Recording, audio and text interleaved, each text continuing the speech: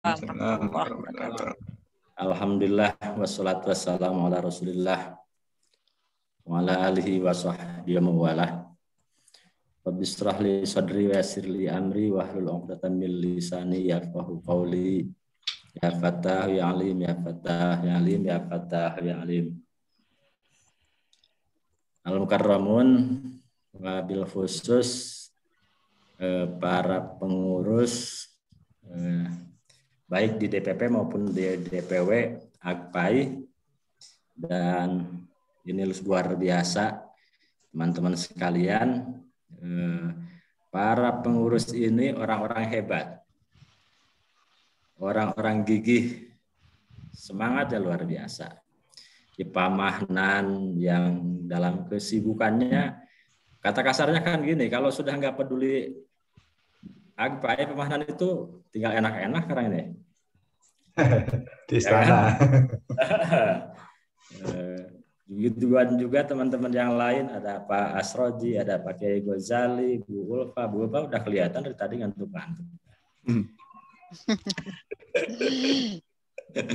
Saya yakin tapi karena semangatnya ya teman-teman. Pak Rimelvi juga pada perjalanan yang saya tahu ke Bukit Tinggi itu benar-benar bukitnya tinggi ya, tapi tetap semangat ya. Jadi saya ikut bangga teman-teman sekalian dengan kehadiran AGPAI yang dikomandani Pak Mahnan ini. Menjadi harapan besar bahwa pendidikan agama di Indonesia ini akan terus langgeng, menyiapkan warga bangsa ini menjadi muslim, mukmin dan muhsin yang moderat. Amin. Mohon maaf barusan ada gangguan. Jadi sama di sini juga sedang ada perjuangan Pak Mahnan, perjuangan guru-guru PAI. Guru-guru PAI yang akan ikut TPG. Karena tanggal 2 Mei sudah harus mulai masuk. Oke. Sebentar Pak ya.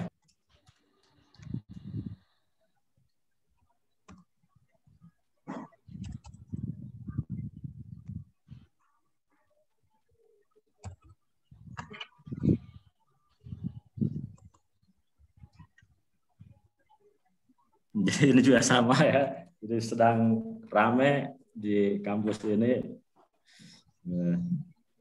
Termasuk saya dengar tadi dari Kabid, bukan Kabid ya, dari Kanwil Kepri, karena kebetulan dari Kepri itu ada kerjasama yang guru PAI-nya sertifikasinya di Bandung, Pak Hanan. Ceritanya, luar biasa. Jadi Pak katanya harus legalisir ke Kanwil itu ongkosnya 3 juta, Pak. Ya Allah. Coba kalau Bu Ulfa itu harus legalisir aja, 3 juta untuk melengkapi itu, ya Allah saya. Ya, saya diskusi dengan tadi itu, udahlah yang penting ada legalisir termasuk dari kabupaten. Kabupaten juga Pak jauh, iya saya juga tahu, tapi kan kalau sama sekali nggak ada, gimana? Ketimbang 3 juta ke Kanwil, ongkos jalan aja nih, ongkos jalan. Ongkosnya aja ya? Iya, belum makan kan? Masya Allah. Ya Allah, sebelah itu di Kepri itu ya, ternyata guru-guru kayak ini luar biasa. Oke ya, jadi saya termasuk juga ikut dari PAI ini, ikut bersemangat, ikut mendorong Pak Mahnan ini menjadi perjuangan kita semua, dan selalu saya omong-omong di berbagai tempat. Lahirnya Undang-Undang Nomor 20 tahun 2003 pun itu hasil perjuangan yang luar biasa. AGPAI itu akan bisa berdiri di depan untuk menjaga marwah dari Undang-Undang Nomor 20 tahun 2003 itu. Dan betul apa yang disampaikan Pak Melvi, Pak Marbawi, teman-teman sekalian, kalau saja bukan karena, termasuk juga tadi Pak Kiai Ghazali, kalau bukan karena perjuangan AGPAI, tidak akan ada P3K PAI. Makanya selamatlah untuk teman-teman semua, termasuk ke Pak Rimapi. Pokoknya ada hal-hal yang perlu dikritisi, ayo saya dukung. Anda dukung. Baik, teman-teman sekalian, berikutnya apa yang menjadi harapan teman-teman? Tentu tidak semuanya bisa terpenuhi dengan kehadiran saya. Tapi saya pun berjuang, bekerja sama dengan Bapak Ibu untuk bisa memahami bagian-bagian esensial, kira-kira begitulah. Saya sendiri kan begini ya, satu sisi saya sebagai bagian yang ngurusi modul dan soal, saya terikat oleh fakta integritas. Satu sisi saya juga ingin mendorong teman-teman untuk semuanya sukses. Nah, jadi di antara gelombang inilah yang harus saya lalui. Jadi tetap menjaga fakta integritas saya, dan saya pun tetap mendorong, menyemangati teman-teman sehingga sukses semua. Oleh karena itu pada sesi yang singkat ini, beberapa hal nanti akan saya sampaikan. Mohon Bapak Ibu memahami isyarat saya. Saya tahu orang Jawa itu banyak sekali isyaratnya. Nah, dengan memahami isyarat itulah yang mungkin nanti akan menjadi catatan-catatan penting bagi Bapak Ibu. Jadi enggak bakal membocorkan soal, enggak bakal gitu begini. Tapi kepekaan Bapak Ibu untuk mengikuti isyarat, insya Allah mungkinlah beberapa persen bisa ketangkap begitu ya. Judul pun saya tidak memberikan judulnya berupa kebijakan atau teknis, enggak ya. Jadi judul yang sangat umum saja. Judul yang ini bagi saya merupakan mirip sosialisasi KMA nomor 16 tahun 2010 lah, kita kira begitu Pak Asrojib. Sama begitu, karena semuanya dasarnya dari sini. Jadi apa yang dilakukan di PPG, pendidikan profesi guru, termasuk untuk tes calon PPG, termasuk juga untuk tes P3K, insya Allah tidak akan lepas dari ini. Karena patokannya ini. Jadi ada pertanggungjawaban akademik dan pertanggungjawaban yuridis. Dari mana patokannya itu? Nah, maka kami menggunakan patokan yang ini. Bisa kedengaran jelas nggak suara saya? Jelas sekali Bapak. Jelas. Mudah-mudahan sampai akhir nanti tidak ada gangguan apa-apa ya. Ya, amin. Bapak Ibu, di KMA nomor 16 tahun 2010 itu bukan hanya mempersoalkan kompetensi guru PAI sebetulnya. Tapi mempersoalkan pengelolaan pendidikan agama, bukan Islam saja, tapi termasuk juga non-Islam di sekolah. Jadi mengenai pengelolaan pendidikan agama di sekolah. Di antaranya dibahas mengenai kompetensi guru pendidikan agama. Kalau disebut guru pendidikan agama, tentu termasuk pendidikan agama Islam. Apa yang dituntut secara standar gitu ya, secara standar guru pendidikan agama di Indonesia menurut KMA nomor 16 tahun 2010, itulah yang menjadi patokan dalam, sebentar ini hang nih. Jadi bagus di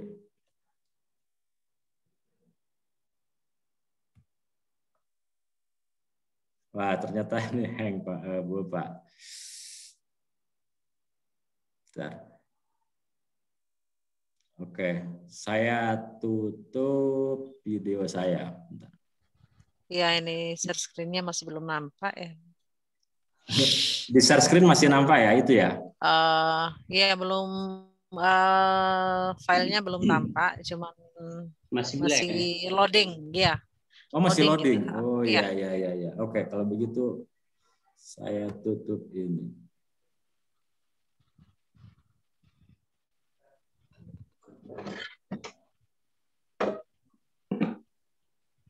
Ya, sudah nampak Pak? Sudah nampak ya? Oke. Sudah. Baik.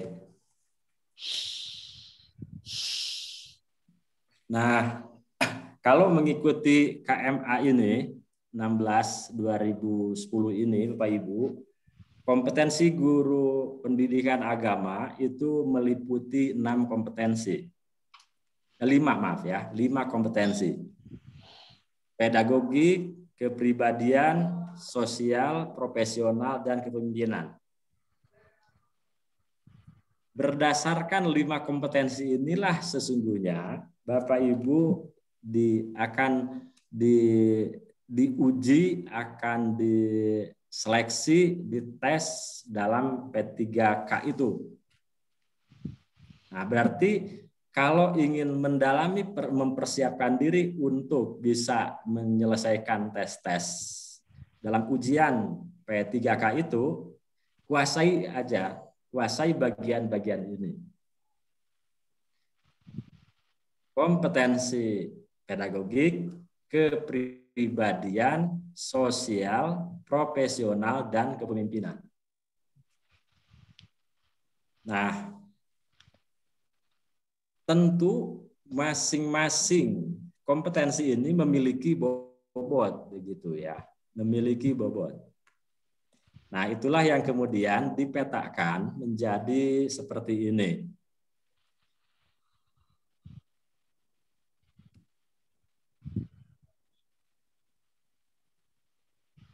Oke.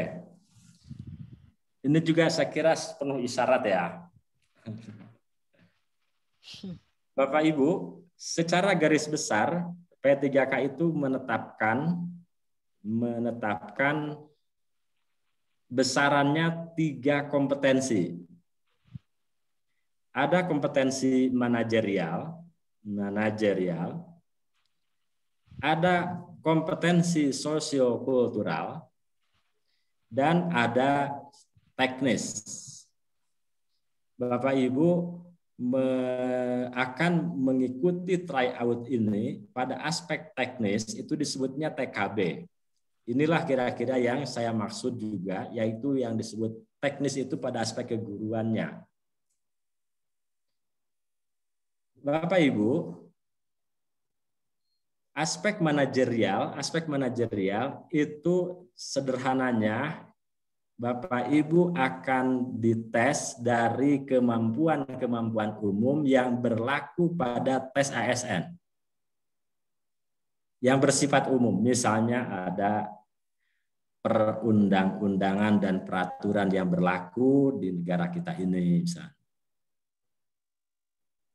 Nah, termasuk peraturan perundang-undangan yang mengatur misalnya, tapi yang besaran-besarannya manajerial di aspek pendidikan, bisa jadi pada aspek otonomi daerah, ya kayak gitulah. Jadi yang sifatnya umum-umum. Ini pada bagian ini saya tidak begitu kompeten. Saya tidak begitu kompeten. Ini kebetulan yang menyiapkan ini dari Sekretariat Jenderal. Sekretariat Jenderal Kementerian Agama. Nah, selanjutnya Bapak Ibu, selain itu ada juga tes aspek sosiokultural. Sosiokultural itu dilakukan dengan wawancara, rencananya begitu. Jadi sampai saat ini yang kami perbincangkan, sosiokultural itu wawancara. Seperti apa wawancaranya? Tentu zamannya daring seperti ini, paling besar kemungkinannya adalah melalui daring. Apa yang diwawancarakan sosiokultural itu? Sosiokultural itu yang diperbincangkan, yang diwawancarakan ialah aspek kepribadian, wawasan kebangsaan, dan moderasi beragama. Jadi kaitannya kita dalam hal ini moderasi beragama. Itu sebagai pesan utama, sebagai moto utama program prioritas Kementerian Agama. Pada kepribadian, wawasan kebangsaan, dan moderasi beragama itu, kalau dilihat dari kompetensi guru, sesungguhnya itu merupakan pada kompetensi kepribadian dan kompetensi sosial. Oke, saya ulang, ada wawancara yang menguji, yang mengungkap, yang ngetes aspek kepribadian, wawasan kebangsaan, dan moderasi beragama. Kalau itu akan dimasukkan sebagai kompetensi guru yang 5 tadi, maka itulah yang ada pada kompetensi kepribadian dan kompetensi sosial. Wawancara itu pastinya Bapak Ibu tidak akan ada wawancara yang 1 jam, nggak ada. Biasanya kalau trik diwawancara, jangan membuka peluang pertanyaan lanjutan kepada pewawancara, begitu kan umumnya. Itu mah sudah rahasia dari Pak Kiai Ghazali begitu. Jadi, jangan terlalu banyak memberi peluang untuk ditanya ulang yang pasti-pasti saja. Oke. Kepribadiannya tentu kepribadian Muslim yang Indonesia. Muslim yang Indonesia. Jangan sampai nanti ada guru PAI yang kepribadiannya justru ingin melawan negara. Ingin memprovokasi siswanya melawan negara. Kira-kira begitulah sederhananya. Jadi bisa jadi Bapak Ibu akan ada pancingan-pancingan tertentu yang mempersoalkan misalnya persoalan Islam Nusantara, Islam berkemajuan, Islam rahmatan lil alamin, dan seterusnya. Mungkin itu akan menjadi bagian yang memicu pertanyaan pemicu yang akan diterima Bapak Ibu. Nah, apa sih yang menjadi esensi pada bagian ini?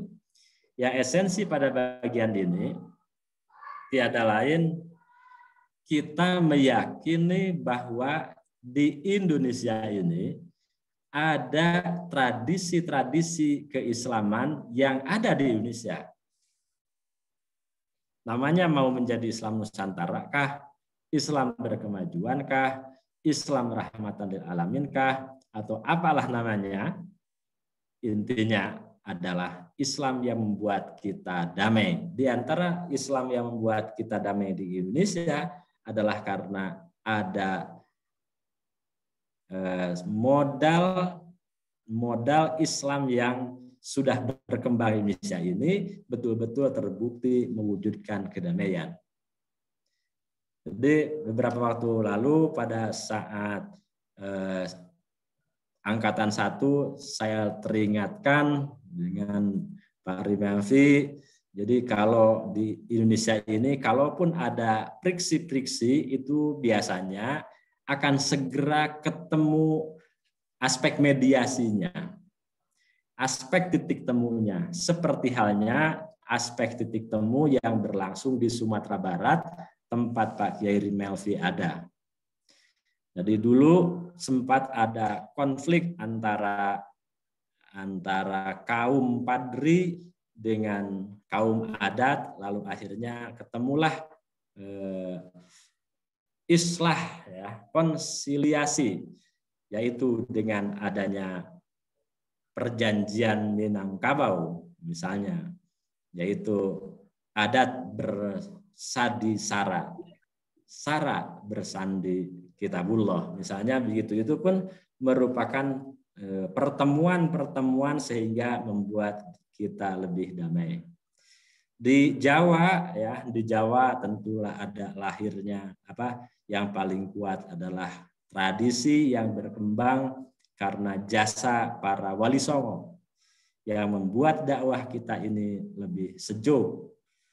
Jadi masyarakatnya menggunakan wayang, maka wali pun menggunakan medianya wayang begitu. Di masyarakat sedang berkembang yang mungkin orang lain menyebutnya itu suatu yang bertentangan dengan agama, tapi oleh para wali diubah menjadi budaya yang tapi tetap memperhatikan etika agama. intinya Bapak Ibu di wawancara ini sekali lagi Bapak Ibu pastikan bahwa keislaman yang diusung guru PAI adalah betul-betul yang membuat kita semua damai. Dengan beriman menjadi lebih beramal soleh dan dengan beriman menjadi orang berakhlak. Berikutnya, Bapak Ibu, selain wawancara, membicarakan kepribadian, wawasan kebangsaan, dan juga kebangsaan, itu ada juga yang lebih teknis pada keguruannya. Itu sudah lebih teknis pada aspek keguruan, yaitu pada kompetensi pedagogik, dan kompetensi profesional. Di kompetensi pedagogik itu kurang lebih bobotnya 30%. Profesional 70%. Dari berapa? Dari 100. Jadi kalau misalnya di tes aspek teknis ini, tadi sudah disebut ada 100, tes pedagogiknya 30%, itu kan sudah sangat jelas. 30 soal. 30 soal. Yang aspek profesionalnya 70 soal. Inilah dan kemudian Bapak Ibu, sejak sekarang Bapak Ibu untuk bagian yang ini, tes tulis pedagogik, materi-materi pedagogiknya Bapak Ibu sudah bisa menyiapkan diri, berlatih diri, mempelajari di Kemdikbud, yaitu melalui SIM PKB Bapak Ibu. Jadi Bapak Ibu sudah bisa mengikuti ini karena pada pedagogik kita mengikuti apa yang dilakukan oleh Kemdikbud. Itu penuh mengikuti mereka. Pedagogik ini bersifat umum, berlaku untuk semua guru. Nah, ini yang kami banyak lakukan di sini, di konsorsium itu, yaitu kompetensi profesional. Inilah yang kurang lebih 70%,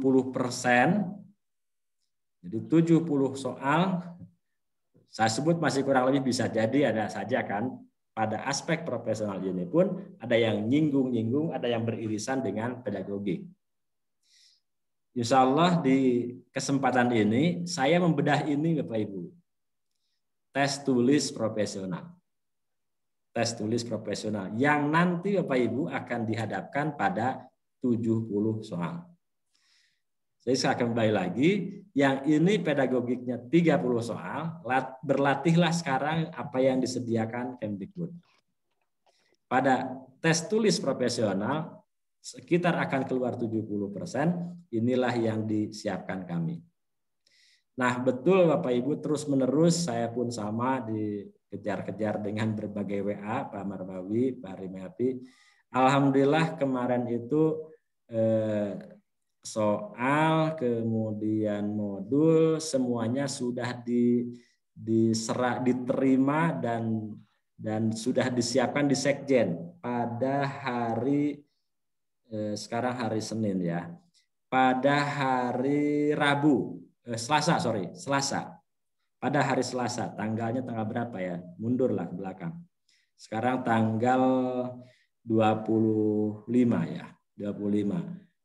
Selasa kemarin itu sudah disiapkan untuk disampaikan ke Kemdikbud oleh Sekretariat Jenderal. Jadi prediksi Pak Rimalfi akhirnya akan kemungkinan muncul berbagai perangkat yang disiapkan di SIM PKB untuk profesional itu di akhirnya di awal Juni kemungkinan besar begitu Pak Rimalfi.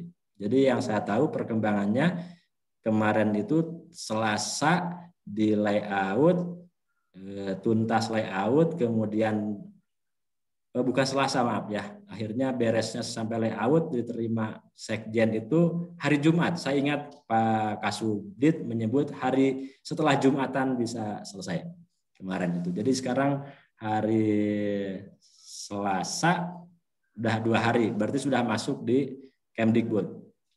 Kalau sudah masuk di Kemdikbud berarti persoalannya kan tinggal menyelesaikan di teknis-teknis yang ada di Kemdikbud. Berharap sesegera mungkin kita semua pun sama. Tapi teman-teman semua, ini sudah menjadi kesepakatan semua, termasuk di Kemdikbud. Modul itu tidak boleh ditulis modul for test. Jadi modul tidak boleh ditulis untuk mengarah langsung ke tes, karena dianggap membocorkan soal. Intinya di situ. Oleh karena itu, jangan terlalu percaya sepenuhnya hanya mengandalkan jangan hanya mengandalkan apa yang dibaca di modul.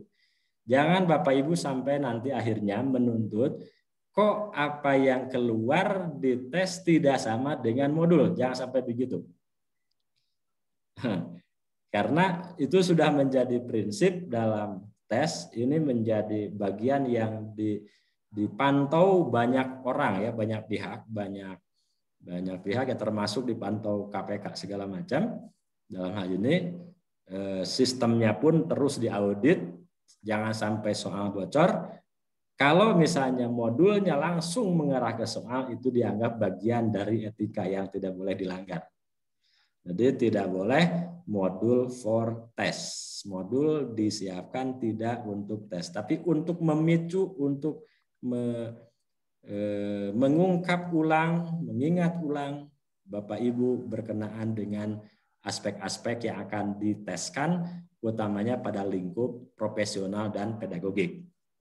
Oke ya, jadi itu ya sekarang saya lupa beberapa waktu lalu nggak disampaikan ke teman-teman.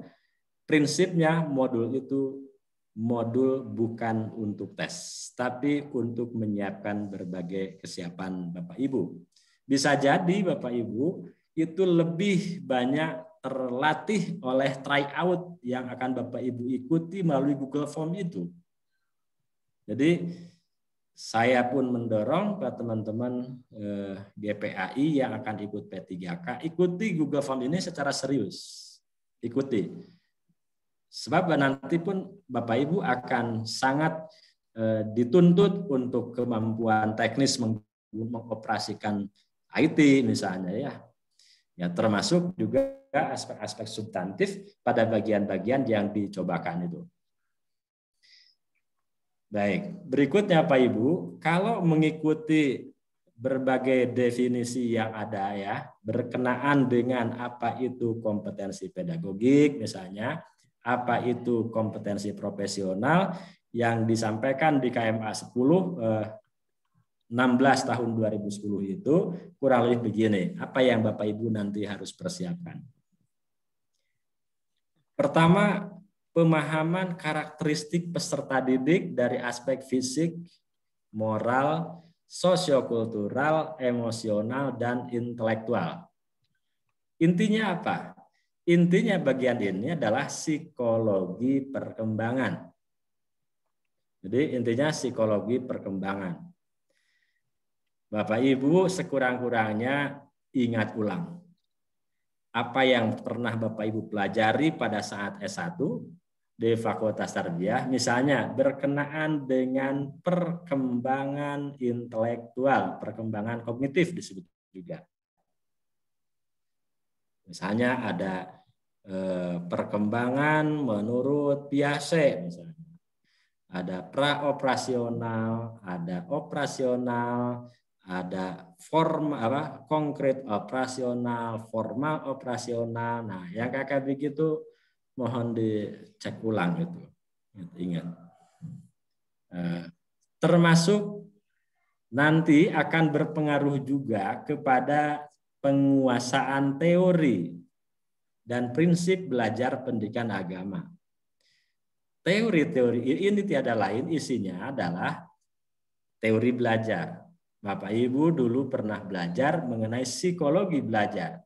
Ya agak diingat-ingat lagi lah. Jadi kalau saya sarankan sekurang-kurangnya ada Bapak Ibu memahami mengingat ulang tiga teori belajar. Ada teori belajar behaviorism misalnya, behavioristik, keperilakuan yang tokohnya itu paling terkenal, misalnya Pavlov begitu ya, Skinner, kayak gitu. Kemudian ada lagi teori belajar kognitif, dari belajar kognitif. Teori belajar yang menjelaskan proses belajar berpikir. Ya, kognitif. Dan juga Bapak Ibu, ada lagi yang saat ini sedang ngetren, misalnya ada konstruktivism misalnya. Konstruktivism. Bapak Ibu ingat-ingat semacam-macam begitu. Itu saya kira itu bagian yang insya Allah banyak membantu Bapak Ibu. Dah hampir di banyak teori, banyak modul, banyak media, teori belajar sekurang-kurangnya yang dikuasai guru itu 3 itu. Behaviorism, cognitivism, dan konstruktivism. Behaviorism membicarakan keperilakuan ya, keperilakuan. Kemudian kognitivism berpikir, dan konstruktivism juga sama, berkenaan dengan konstruksi berpikir. Bisa jadi Bapak Ibu ditanya, kalau orang mengapa guru mengajarkan praktik ruku atau praktik peragaan sholat yang benar, mana yang paling tepat teorinya, bisa jadi begitu. Kalau itu sudah masuk ke peragaan segala macam, tentu yang paling cocok kan itu behaviorism. Kemudian pada pengembangan kurikulum, ya, pengembangan kurikulum. Bapak Ibu, RPP pun itu kurikulum ya. Silabus pun kurikulum. Jadi kalau cerita pengembangan kurikulum, sekurang-kurangnya ya Bapak Ibu tahulah gitu ya, ingat ulang, menurut misalnya standar proses yang saat ini ada, komponen RPP, misalnya komponen silabus, nah itu bagian-bagian yang menurut saya menjadi esensial bagi guru dalam memahami pengembangan kurikulum. Penyelenggaraan kegiatan pengembangan pendidikan agama. Misalnya Bapak Ibu tahu ada pembiasaan, ada peneladanan, macam-macam metode begitu ya. Macam-macam strategi, macam-macam model pembelajaran. Nah, itu bagian dari kegiatan pengembangan pendidikan agama juga sama. Termasuk saat ini Bapak Ibu pada pemanfaatan teknologi informasi dan komunikasi. Nah, sekarang makin banyak ya. Jadi termasuk ada daring segala macam, kan ini bagian itu. Jadi kalau daring PAI itu yang Bapak Ibu lakukan misalnya saat ini bisa menggunakan Google Classroom ya, bisa apa dan seterusnya. Nah, itu sebetulnya cocoknya misalnya untuk mengajarkan apa dan seterusnya. Pengembangan potensi peserta didik untuk mengaktualisasikan berbagai potensi yang dimiliki di bidang pendidikan agama. Potensi peserta didik mengaktualisasikan, ada ekstrakurikulernya mungkin. Ya, jadi ekstrakurikuler itu seberapa penting, ada mungkin juga kurikulernya dan seterusnya. Komunikasi secara efektif, empatik, santun dengan peserta didik. Nah, itu bagian dari masih sebetulnya tidak lepas dari F, pengembangan potensi. Berikutnya berkenaan dengan penilaian proses dan hasil belajar. Sampai saat ini Bapak Ibu yang masih kita gunakan di sekolah-sekolah, di kurikulum 2013 itu tentu Bapak Ibu masih sangat mengenal yang disebut dengan penilaian otentik. Penilaian otentik ya. Ada lagi pengertian penilaiannya sendiri, jangan sampai nanti guru nggak tahu itu arti penilaian. Jadi bagian hal-hal yang menurut saya elementer, esensial, ya, pokok, nah itu menjadi penting untuk dipertimbangkan oleh Bapak Ibu. Pemanfaatan hasil penilaian dan evaluasi untuk kepentingan pembelajaran. Ya, sekurang-kurangnya Bapak Ibu masih mengingat apa itu remedial, apa itu pengayaan, mengapa harus remedial, mengapa harus pengayaan, kan itu bagian-bagian itu ya dari pemanfaatan hasil. Kemudian juga Pak Ibu, tindakan reflektif. Tindakan reflektif ini kurang lebih PTK sungguhnya. PTK, penelitian tindakan kelas. Ya, baca-bacalah gitu ya terkait dengan PTK. Jangan sampai nanti begitu apa itu PTK ditanya begitu aja nggak ngerti. Nah, itu kan kasihan juga Bapak Ibu. Nah, jadi Bapak Ibu pada bagian ini tindakan reflektif itu deket-deketnya dengan PTK. Apa di PTK itu yang paling sering kali menjadi rahasia ya. Rahasia menjawab PTK itu sungguhnya mengajukan solusi atas masalah. Mengajukan solusi atas masalah. Misalnya, masalahnya siswa ini rendah nilainya gara-gara tidak jelas materi yang disampaikan guru karena tanpa media. Apa solusinya? Ya tentu solusinya menggunakan media. Jadi beberapa bagian dari PTK yang terkait dengan guru mampu mengajukan solusi atas masalah-masalah, itulah yang nanti Bapak Ibu bisa lakukan, ya, bisa concernkan di situ. Oke, kepribadian lain-lain saya kira ini tadi sudah sedikit saya ulas. Umum-umumnya nanti Bapak Ibu berkenaan dengan kepribadian dan sosiokultural, wawasan kebangsaan dan moderasi beragama. Nah, berikutnya inilah yang saya sebut seringkali lebih menantang, Bapak Ibu. Lebih menantang di profesional ini. Kenapa lebih menantang? Karena PAI ini guru yang segala macam materi harus kuasai. Kalau di madrasah, guru akidah akhlak itu hanya pada materi akidah akhlak. Kalau di madrasah, guru Al-Quran hadis, maka hanya Al-Quran hadis. Tapi guru PAI harus menguasai materi-materi yang tercakup dalam PAI. Mulai dari Al-Quran hadis, akidah akhlak, fikih, kemudian SKI. Nah, itu semua harus dikuasai Bapak Ibu. Jadi saya sebut menantang utamanya bagi Bapak Ibu di PAI ini karena Bapak Ibu harus menguasai materi, struktur, konsep, dan pola pikir keilmuan pada mata pelajaran PAI. Bapak Ibu perhatikan pesan dari kompetensi profesional yang ada pada KMA 16 tahun 2010 ini menyangkut beberapa hal di materi ini. Materi, struktur, konsep, dan pola pikir keilmuan. Materi, struktur, konsep, dan pola pikir keilmuan.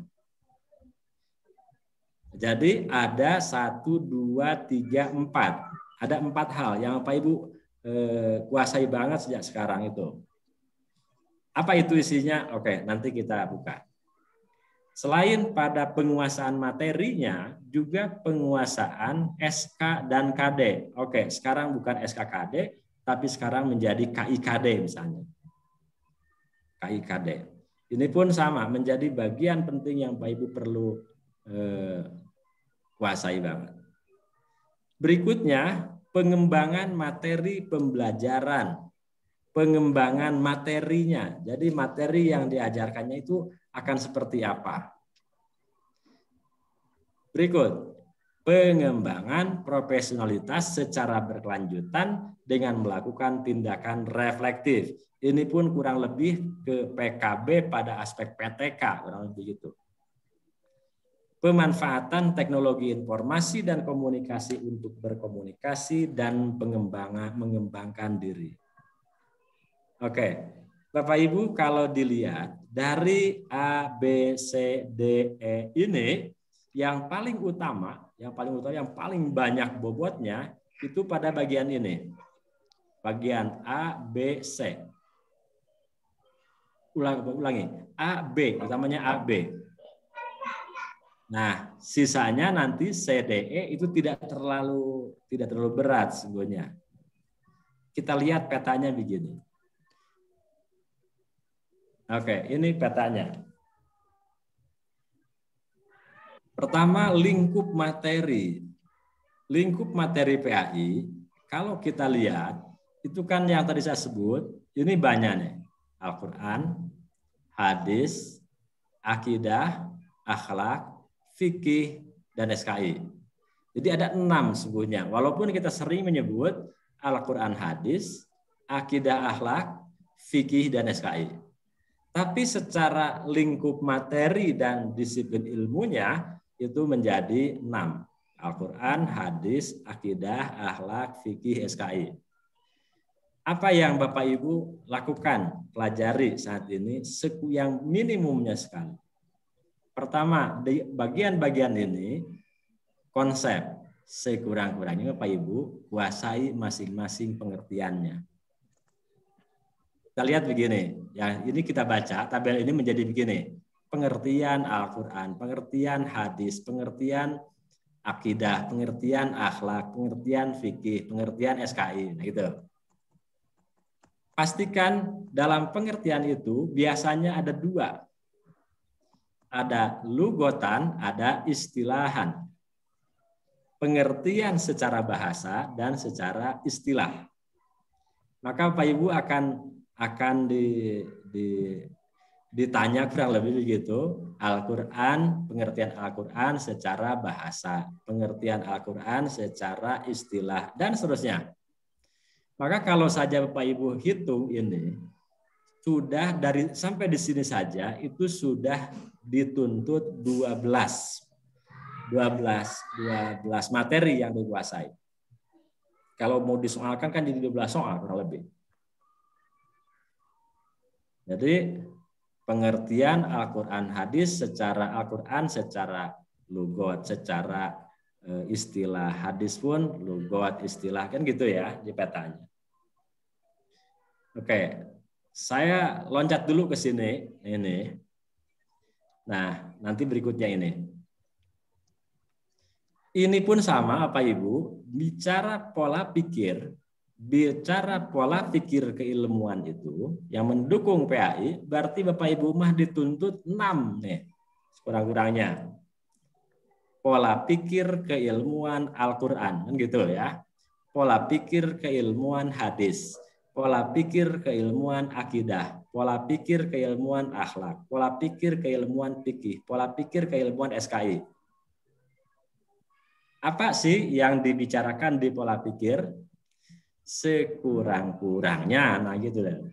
Sekurang-kurangnya Bapak Ibu akan mengurai begini. Apa ilmu Al-Quran? Apa itu ilmu Al-Quran? Apa itu ilmu hadis? Apa itu ilmu akidah? Apa itu ilmu akhlak? Ilmu fikih, ilmu SKI. Jadi apa yang berkenaan dengan masing-masing ya, masing-masing disiplin ilmu ya sekurang-kurangnya pengertiannya Bapak Ibu kuasai. Syukur-syukur, nah gitu ya. Saya sebut syarat. Syukur-syukur sampai ke metodologinya yang mencakup pada objek forma dan objek materia. Objek forma dan objek materia. Apa yang saya maksud, forma materia itu, mungkin Bapak Ibu lebih mengenal di buku-buku, di modul, itu ada yang disebut maudhu, ruang lingkup dari masing-masing ilmu itu. Misalnya di Al-Quran ada ilmu-ilmu yang haulal Quran, ada wama huwa wa ma fil Quran. Qiraah, ilmu qiraah, ilmu menerjemahkan, ilmu tafsir. Nah, itu haulal Quran, asbabun nuzul dan seterusnya. Itu kan sudah masuk ke objek-objek dari ilmu Al-Qur'an. Jadi Al-Quran ada yang memperbincangkan pada aspek cara membacanya, cara menerjemahkannya, cara menafsirkan. Dalam menafsirkan pun ada asbabun nuzul, ada lagi misalnya munasabah ayat begitu. Nah, itu bagian-bagian yang pokok-pokok begitu, sekurang-kurangnya pengertiannya di Bapak Ibu kuasai. Oh ya, tambah ditafsir dikit, ilmu tafsirnya, yaitu yang paling umum banyak orang pelajari. Ada tafsir bil maksur, bil manqul ya. Bil makul ya. Maksur, makul ya. Ada lagi tafsir maudhu'i. Itu bagian-bagian yang bersama saya sejak sekarang disiapkan oleh Pak Ibu. Hadis juga begitu. Ilmu hadis misalnya Ibu Bapak sampai ke objeknya, apa yang dikaji dalam hadis. Bapak Ibu mungkin mengenal, sudah sangat mengenal bahwa dalam ilmu hadis itu ada ilmu hadis riwayah dan ada ilmu hadis diroyah. Riwayah, diroyah itu sebagai objek, ya, sebagai pembagian. Lalu apa yang dikaji dalam riwayah, apa yang dikaji dalam diroyah, nah itulah yang menjadi objek formal. Akidah begitu, sama ya Pak Ibu. Ada yang menyebutnya sebagai ilmu tauhid, ada yang menyebutnya sebagai ilmu kalam gitu. Apa yang dikaji? Nah, yang dikaji di ilmu tauhid tentang ketauhidan. Di ilmu kalam juga sama, tapi dari sisi dalil-dalil akli dan dalil nakli. Jadi yang dikajinya adalah aspek-aspek ketauhidan dengan metodologi akli dan nakli. Ilmu akhlak begitu. Sekurang-kurangnya Pak Ibu memahami apa itu ilmu akhlak. Dalam ilmu akhlak seringkali diuraikan mengenai kekuatan yang daya-daya yang ada pada jiwa manusia. Daya yang ada pada manusia ya. Jadi ada daya untuk marah, daya untuk sehingga menjadi sajaah ya. Ada kuwatul dan macam-macam lah. Insyaallah nanti Pak Kiai Ghazali sedikit banyak mengarahkan teman-teman sehingga akan kelihatan di tesnya itu ada. Nah, itu akan bersama saya bagian-bagian pokok. Lalu fikih ya, fikih. Fikih inilah yang saat ini sebetulnya luar biasa ilmunya dituntut lebih banyak berkembang karena berbagai tuntutannya. Seperti Bapak Ibu juga sudah ketahui bahwa fikih itu tiada lain ilmu syara. Ilmu yang mempelajari ilmu syara yang berkenaan dengan pekerjaan mukallaf. Pekerjaan mukallaf. Pekerjaan mukallafnya itulah yang dihukumi oleh syara. Tapi sekarang pekerjaan mukallaf semakin banyak ya. Banyak ragamnya. Kalau fikihnya ya masih tetap kan dari dulu pun fikih ibadah, fikih muamalah itu di muamalah ada munakahat, ada jinayah gitu. Tapi pada perkembangan yang terkini apalagi ilmu pengetahuan teknologi semakin berkembang, ada yang mempersoalkan jual beli online. Jual beli online. Ada lagi yang mempersoalkan zakat profesi. Nah, itu hal-hal yang bersama saya menjadi penting, sesuatu yang kontemporer, sesuatu yang banyak perkembangannya sangat kencang. Menikah pun begitu ya, banyak ragam. Ada yang nikah siri, ada yang nikah poligami gitu. Nah, itu kan banyak diperbincangkan dalam fikih. berkenaan dengan hal-hal yang begitu itu, ya, jadi objek-objek kajian semacam itu saat ini semakin ditantang untuk banyak dipertimbangkan. SKI, Sejarah dan Islam, yang minimal istilah historiografi, ya, kaitan dengan ilmu sejarah, Bapak Ibu, itu Bapak Ibu kuasai. Nah, dan yang ujungnya selain perkembangan dari masa Rasul, yang paling banyak Bapak Ibu kita juga rasakan adalah perkembangan SKI di masa modern, termasuk perkembangan kebudayaan Islam di Nusantara. Nah, jadi Bapak Ibu saya ulang, menantang sekali PAI ini karena semua materi harus dikuasai. Tentu meskipun tidak mendalam, minimal yang esensi-esensinya Bapak Ibu kuasai. Berikutnya Bapak Ibu, dari konsep dan pola pikir ini, itu kan ada di KIKD saat ini.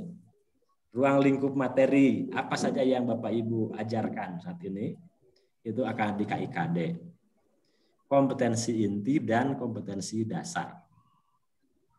Ingat bahwa kalau sudah disebut kompetensi, baik pada kompetensi inti maupun kompetensi dasar, itu ada dua hal yang perlu diperhatikan. Pertama, tingkat kompetensi. Yang kedua, ruang lingkup materi. Tingkat kompetensi dan ruang lingkup materi. Kalau sudah disebut tingkat kompetensi, itu artinya tingkat kemampuan. Dalam pendidikan kita, kemampuan itu, kompetensi itu tidak lebih kategorinya 3. Kompetensi sikap, kompetensi pengetahuan, dan kompetensi keterampilan. Sikap, pengetahuan, dan keterampilan. Masing-masing dari 3 itu ada tingkatannya. Di kurikulum 13 misalnya, Bapak Ibu mengenal ada tingkatan sikap itu, ada menerima, menjalankan, menghargai, menghayati. Nah, itu sudah. Kemudian mengamalkan. Nah, itu tingkatan-tingkatan kompetensi itu sekurang-kurangnya dicek ulang, dibaca ulang oleh Bapak Ibu. Di mana itu adanya? Nah, itu lihat saja misalnya di Permendikbud nomor 20 tahun 2016. Tingkat kompetensi dan lingkup materi itu. Dipelajari lebih lanjut tentu ya jadi ada sikap, kemudian pengetahuan, begitu ya, pengetahuan. Bapak Ibu mengenal taksonomi belum, maka sekurang-kurangnya apa yang disebut dengan C1, C2, C3 sampai C6. Demikian pun pada aspek keterampilan yang saat ini bahkan keterampilan abad 21 segala macam gitu ya. Yang bukan hanya keterampilan otot, bukan hanya keterampilan motorik, tapi juga keterampilan berpikir. Jadi saya sering menyampaikan keterampilan yang ada pada kurikulum 2013 itu yang dituntut ada 2. Pertama ada keterampilan otot dan ada keterampilan otak. Nah, keterampilan abad 21 itu bukan hanya keterampilan otot, tapi keterampilan otak atau keterampilan intelektual. Oke. Kemudian jadi keterampilan tadi, maka Bapak Ibu ada apa istilahnya yang di kurikulum 2013 itu ada mengamati, menanya. Nah, itu kan sebetulnya bagian dari keterampilan otak ya, keterampilan berpikir, menalar, menyajikan, mengasosiasi. Nah, itu mengasosiasi, menyajikan, itu pun keterampilan berpikir. Itu lagi konsekuensi dari KD yang di dalamnya ada tingkat kompetensi dan lingkup materi, Bapak Ibu, Berikutnya adalah pengembangan materi. Pengembangan materi. Sekurang-kurangnya dengan mengacu, ini saya ulang ya, pelajari aja oleh Bapak Ibu, patokannya Permendikbud nomor 20 tahun 2016. Tentu ada beberapa penyempurnaan yang patokannya masih tetap sebetulnya 20 2016 ini. Ada istilah pengetahuan faktual, konseptual, prosedural, metakognitif. Nah itu. Nah, bagaimana cara mengembangkan dari materi-materi yang sifatnya faktual, media apa yang diperlukan, konseptual apa yang diperlukan, bagaimana cara mengajarkannya, begitu. Misalnya, Pak Ibu ya, menghafal Quran surat Al-Fatihah. Teks Quran surat Al-Fatihahnya adalah fakta. Nah, kemudian pertanyaannya bagaimana cara menghafalkannya itu? Bisa diulang-ulang dan seterusnya. Itu kaitan dengan bagaimana mempelajari materi, pengembangan materi dari Quran surat Al-Fatihah sehingga mudah dipelajari. Nah, Bapak Ibu dalam hal ini jangan segera terkecoh oleh istilah, misalnya berapa hal istilah PAIKEM misalnya ya. Gara-gara PAIKEM pendidikan aktif, inovatif, kreatif, kemudian efektif, menyenangkan. Lalu ujungnya selalu menuntut aktif itu harus lari-lari misalnya. Menyenangkan itu harus nyanyi-nyanyi. Hati-hati itu, sebab yang disebut aktif misalnya itu bisa saja aktif dalam berpikir. Aktif itu bisa aktif dalam berpikir, bukan hanya aktif dalam bentuk aktivitas fisik. Aktif itu bisa saja dalam aktivitas mental. Orang menghafalkan secara sungguh-sungguh itu aktif. Menyenangkan, akan senang kalau hafalannya sudah tercapai. Jadi tidak harus selalu kemudian menghafalnya supaya menyenangkan sambil menyanyi lah misalnya begitu. Itu tidak harus begitu. Jadi banyak ragam dalam pengembangan materi yang sifatnya faktual, konseptual, prosedural, metakognitif. Jadi sekurang-kurangnya Bapak Ibu kuasailah ya yang di Permendikbud itu apa sih yang disebut faktual, apa itu konseptual, apa itu prosedural, dan apa itu metakognitif. Tentu ini semua akan berkaitan erat dengan, ulangi lagi ke sini, Al-Quran, hadis, akidah, akhlak, fikih, SKI. Jadi di semua aspek itu akan nampak bagaimana pengembangan materi Al-Quran, hadis, akidah, akhlak, fikih, SKI. Itulah Bapak Ibu yang saya sebut materi pada kompetensi profesional untuk PAI ini cukup menantang. Cukup meminta keseriusan Bapak Ibu, sekurang-kurangnya mengulang-ulang apa yang saat Bapak Ibu dulu belajar di S1 itu diingat-ingat lagi. Insya Allah bagian-bagian ini pun sudah ada disiapkan di modul yang mudah-mudahan sekali lagi segera mungkin. Jadi Pak Rimafi dan kawan-kawan, sejauh yang saya tahu pada hari Jumat itu sudah sepenuhnya diserahkan oleh direktorat itu ke Sekjen, dan dari Sekjen langsung dilanjutkan ke Dikbud. Barangkali sekedar pengantar dari saya itu dulu ya.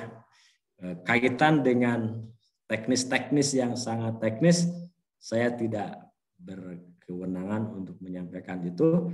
Saya berharap diskusi-diskusi selanjutnya lebih pada aspek-aspek persiapan Bapak Ibu untuk menguasai aspek-aspek kompetensi profesional dan pedagogik. kaitan teknis-teknisnya saya percaya di teman-teman Agpai banyak perkembangan terbarunya ya. Demikian Pak Kiai Ghazali, Bu Ulfa dan teman-teman semua, sekedar pengantar. Selanjutnya saya kembalikan lagi ke Bu Ulfa. Assalamualaikum warahmatullahi wabarakatuh. Waalaikumsalam warahmatullahi wabarakatuh. Ya, terima kasih Pak Dr. Asep Nur Sobah atas penjelasannya kepada